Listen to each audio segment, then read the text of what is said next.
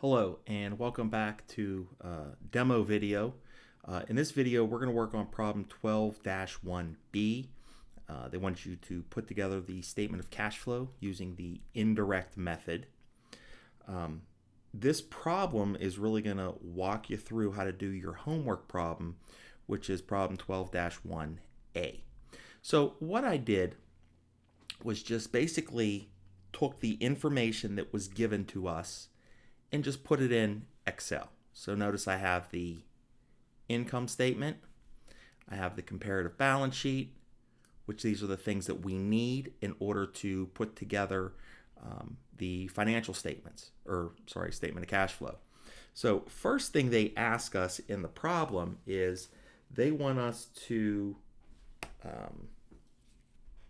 calculate the change in cash that occurred during 2016. So in order to figure out the change in cash, so I'm going to come up here and say A, change in cash. Okay, so let's look. In 2015, or the end of 2015, our cash balance was $33,000. As of 2016, or at the end of 2016, our cash was $41,000. So did our cash increase or decrease?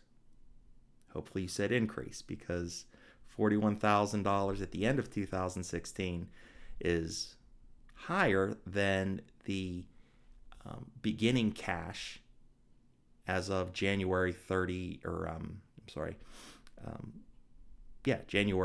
2016, or December 31st, 2015. Remember, one period's beginning balance is the next period's, or one period's ending balance is the next period's beginning balance.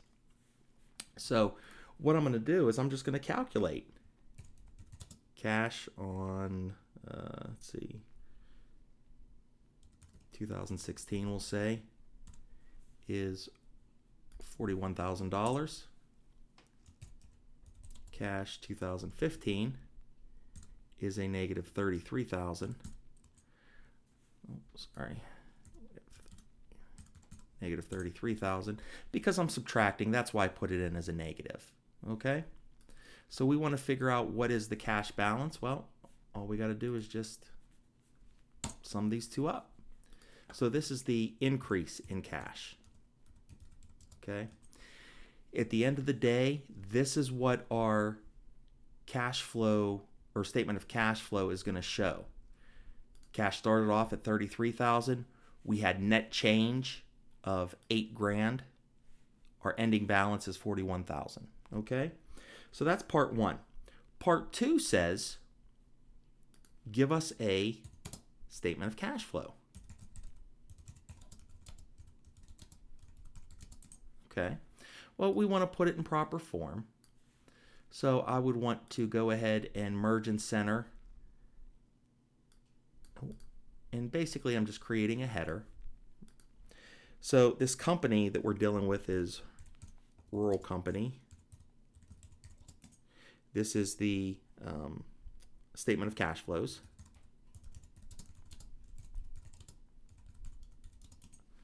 And it's for year ended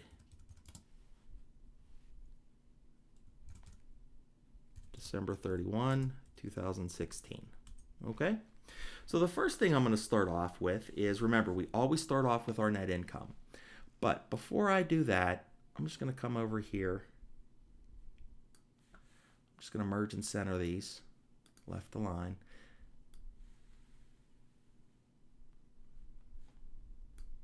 Okay. So first thing we need to do is say, hey, this is my cash flow from operating activities. Okay. Then I need to put in my net income. So I want to indent, make sure it's in proper form. So what is my net income? Well, my net income, I just pluck from the income statement, which we have right here, is $81,000. Okay? Then I want to add or deduct items to convert net income to cash basis.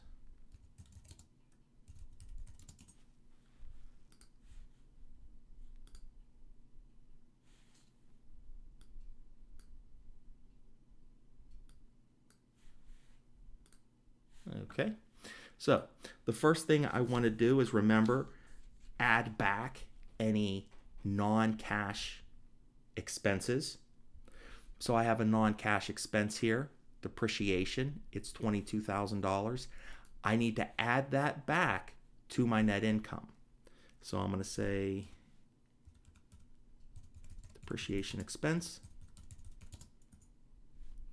and that equals $22,000. Okay. Second thing I would want to do is add back or subtract any gains or losses from non-reoccurring activities. I don't have any here, so I'm going to kind of skip that step. Okay. Next thing we need to do is calculate any changes in our current assets and current liabilities. So what I'm going to do is I'm going to do that right now, right over here. Remember, it's always beginning minus the ending. Okay. And I'm going to copy this all the way down. Okay. And I'm going to do the same thing for my liabilities and equity.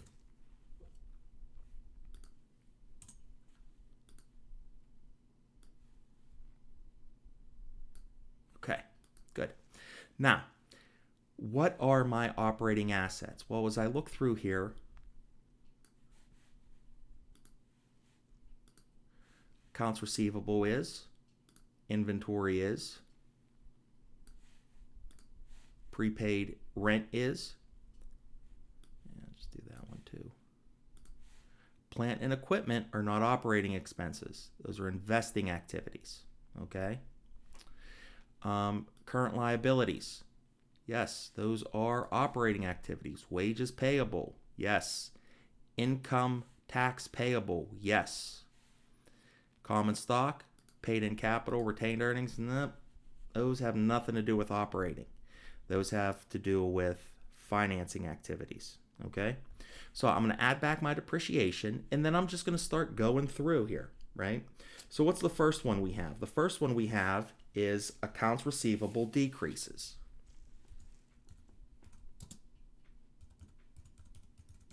Okay, so think back to the previous demo video. What do we do when we have a decrease in a current asset? Well, that actually increases our cash, okay? Because our accounts receivable are going down, we're collecting cash on that. So I need to add that $8,000. That's the change, okay? The next thing we have is our inventory, right? Our inventory was $116,000 at the beginning of the year. At the end of the year, it is $142,000. So our inventory is increasing. So think about it. Oh, that should be 8,000, not 800. Okay, so think about it. What's happening to cash if my inventory is going up? Well, my cash is going down, right?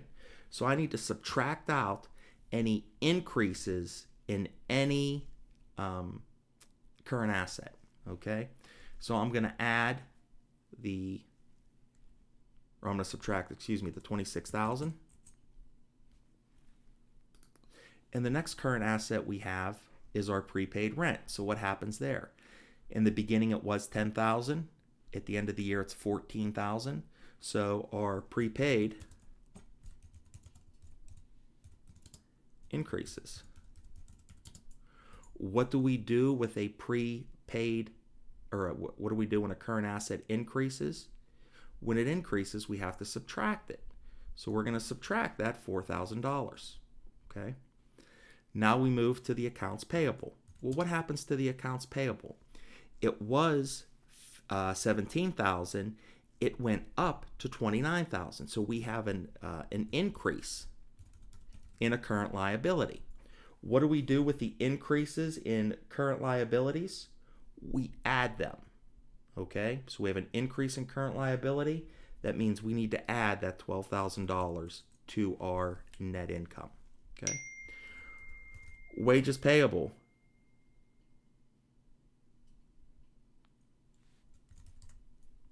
What happens to wages payable? Well, as we could see, it goes up also. It was 7,000 at the beginning of the year. It goes down, or it goes up to 14,000. So we have an increase. So since our wages payable increase, what does that mean? Well, we know that whenever we have a current liability that increases over that period, we need to add it back to net income. So I'm going to add my $7,000. Okay. The last one we have is net income, or income taxes payable.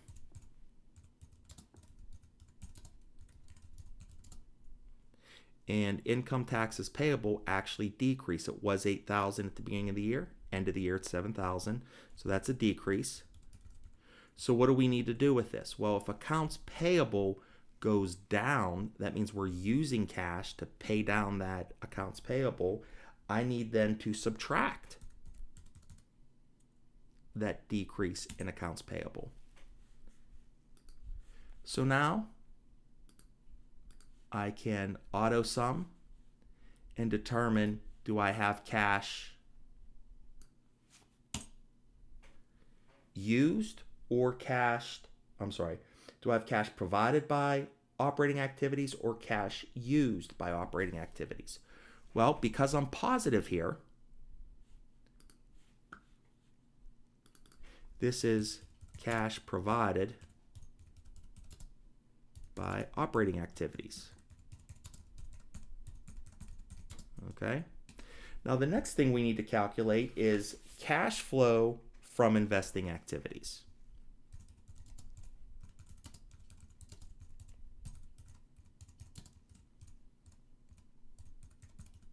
Okay. So here we need to look at, did we purchase or sell any plant assets? And if we go to our balance sheet, we look at our plant assets, we see that yes, our plant assets went up $120,000. So what effect does that have on cash? We need to subtract it. Okay, so we're going to say purchase plant assets, $120,000. We need to subtract that. Okay, now we can go ahead and look at what is our cash flow from financing activities. Okay, so we remember what constitutes increases or decreases. Okay, so what we need to do is we need to figure out, okay, first of all, what are our financing activities? Well, did we issue any common stock? Well, let's look at our common stock and our paid in excess of capital, right? They were $252,000 and $58,000 respectively at the beginning of the year. At the end of the year, they all increased, okay? So based on this, I actually sold sold stock, right? If I add up the 43,000 and the 14,000, that gives me $57,000. So that means that I have a cash inflow of $57,000 related to the issuance of common stock.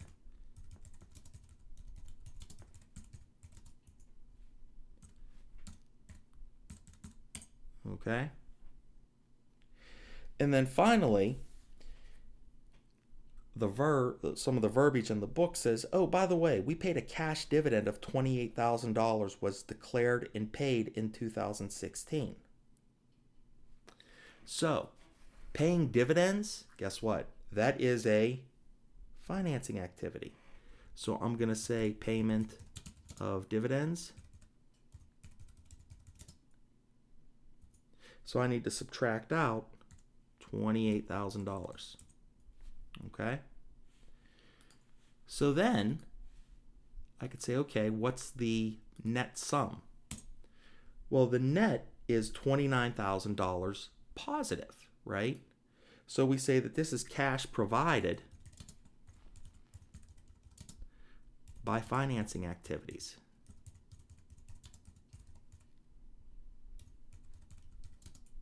Okay? So the next thing we need to do is calculate the net increase or decrease in cash. Well, we know from the get-go we have an increase. It's $8,000. So guess what? The net of all these better equal $8,000. So how do we figure that out? Well, it's pretty simple. We say net cash increase is $8,000.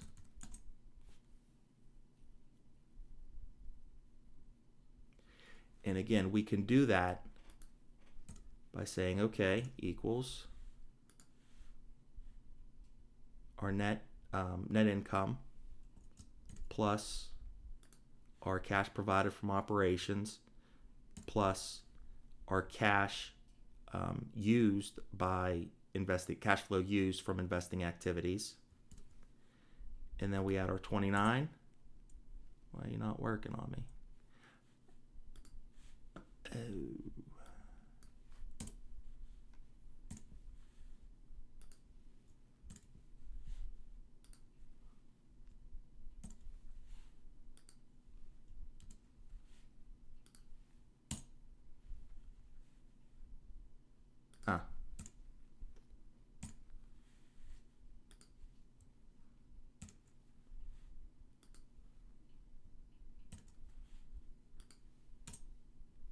Come on, work. There we go. Sorry. Okay. So to get this net increase, we want to add the cash provided by operating activities, any cash provided or used from purchase of investing activities, cash provided or used by financing activities. That's how we get our increase. Okay? So to this, we need to add, well, what was our cash at the beginning of the year?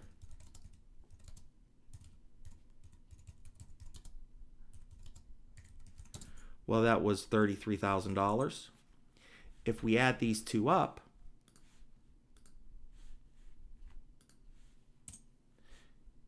$41,000. That is the ending balance of our cash on the balance sheet. So we prove the cash balance. Okay? This is cash ending balance. Okay? All right. So that's part B. So part C says, what is compute the operating cash flow from the current liability ratio. Okay? So that's pretty easy for us to do, right? Or I'm sorry, pump the brakes. C. We're on C. Compute free cash flow. So I'm going to say free cash flow equals our cash provided by operating activities minus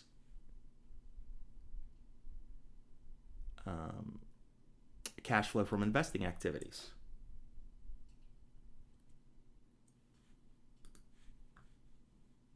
And because that's negative, I need to make that a positive, or I need to add it. Hold on.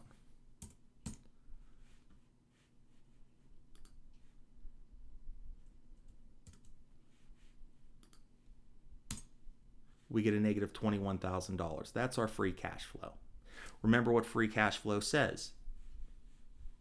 Based on cash providing by operating activities, do we have enough just from financing or just from operating activities to purchase assets? Nope, unfortunately we don't. our cash flow from operating activities is $21,000 short of us being able to purchase or use that cash to purchase the asset. Okay? So the next thing we need to do is we need to figure out what is the operating cash flow to current liabilities ratio. Okay? So basically what we need to do is we need to take our cash flow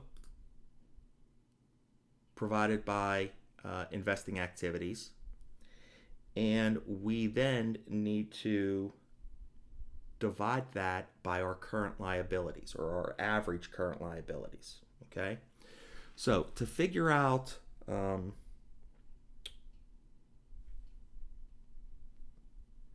operating cash flow to CL ratio, what I'm going to do is I'm going to take my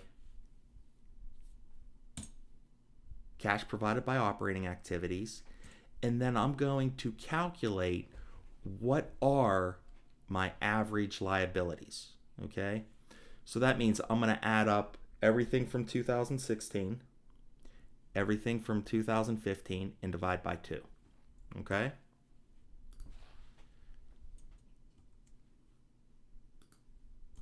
so I'm just going to do that here. Notice what I'm adding.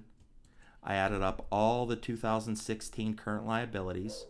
I'm next going to add all the current liabilities from 2015.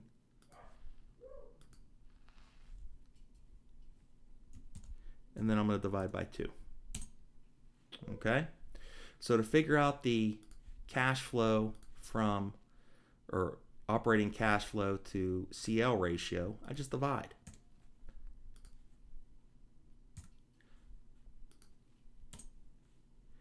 And I end up with 2.41.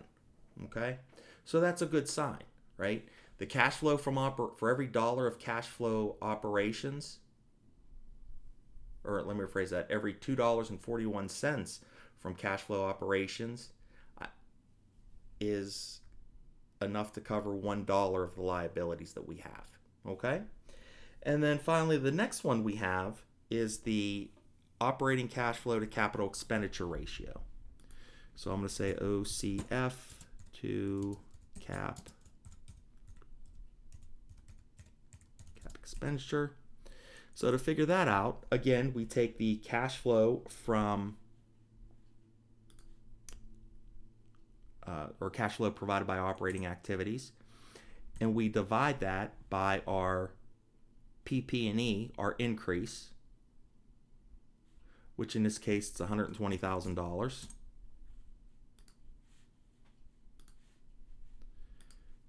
So I have 99,000 divided by 120,000. I end up with 0.83.